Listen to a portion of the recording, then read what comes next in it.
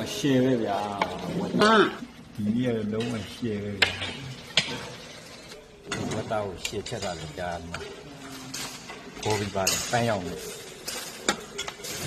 ပေါ်လေးစားလို့ကောင်းတယ်ဘုံကမှုေးနေတာဗျာ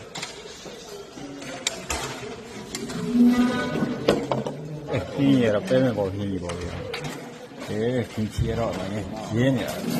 ဒီချီကြိုက်တဲ့လူမိုက်တယ်ဗျာဒီချီနဲ့သမင်းနဲ့စားလိုက်ရင်ဒီချက်တကယ်တော့အသီးကတော့အားရှိတယ်ဒါကောင်တော့မောင်လာဦးလေဒီနေ့ကနည်းနည်းစားမယ်ဗျာအဲ့ရေးပြတ်ထားတော့အားပြက်နေတယ်နည်းနည်းစားမယ်